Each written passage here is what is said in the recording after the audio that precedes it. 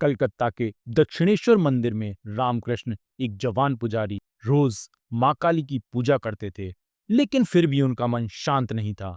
उनका प्रेम एक मां के लिए नहीं था, भगवान के दर्शन के लिए एक प्यासी आत्मा का प्रेम था। एक दिन उनकी ये व्यथा हद पार कर गई। वो मंदिर में चिल्ला पड़े, मां, क्या तू बस कल्पना है? क्या तू सच में नहीं है? अगर आज तूने मुझे दर्शन नहीं दिए तो मैं इस जीवन का अंत कर दूंगा। उन्होंने मंदिर के पास रखी हुई तलवार उठाई और अपने प्राण समाप्त करने ही जा रहे थे। तभी अचानक पूरा मंदिर रोशनी से भर गया। सारी दीवारें गायब हो गईं और उसी में से एक अनंत प्रकाश का समुंदर उनके सामने था। और उसी के बीच मां काली स्वयं खड़ी थी, मुस्कुराते हुए। यह सब देखकर रामकृष्ण समाधि में चले गए।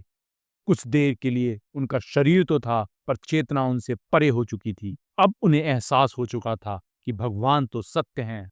अगर प्रेम और समर्पण पूरा है तो दर्शन भी इसी जीवन में हो सकते हैं। रामकृष्ण परमहंस का जीवन इसी रियलाइजेशन का प्रमाण है। रामकृष्ण परमहंस के मुख्य शिष्य नरेंद्र नाथ अब एक सन्यासी बन चुके हैं, स्वामी विवेकानंद। लेकिन उनकी फैमिली गरीबी से जूझ रही थी। वे अक्सर रात को भूखे सोया करते थे। एक दिन उन्होंने सोचा, गुरुजी ने कहा था माँ काली सब कुछ दे देती हैं, चलो माँ से पैसा और सुविधा मांगते हैं। यही सोचकर वे दक्षिणेश्वर गए, माँ काली के सामने खड़े हुए। पर जैसे ही आंखों से आंखें मिली, वो कुछ और ही मांगने लगे। माँ, मुझे ज्ञान दो, भक्ति दो, वैराग्य दो। जिस पैसे के बारे में वो सोच कर गए थे, वह उनकी जुबान पर भी नहीं आया और वे लौट आए। पास ही उनके दोस्त जो इंतजार कर रहे थे, उन्होंने लौटते में पूछा, मांगा क्या?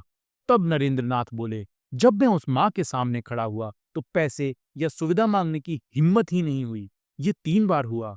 हर बार पैसा मांगने जाते थे, लेकिन ज्ञान और शक्ति मांगकर लौट आते थे। स्वामी विवेकानंद ने दिखाया, भगवान के दरबार में बख्शिश नहीं, अधिकार से मांगिए, एक पुत्र की तरह। और दुनिया का सबसे बड़ा धन है आत्मशक्ति। रामकृष्ण परमहंस ने भगवान को देखा, विवेकानंद ने बनाया उसका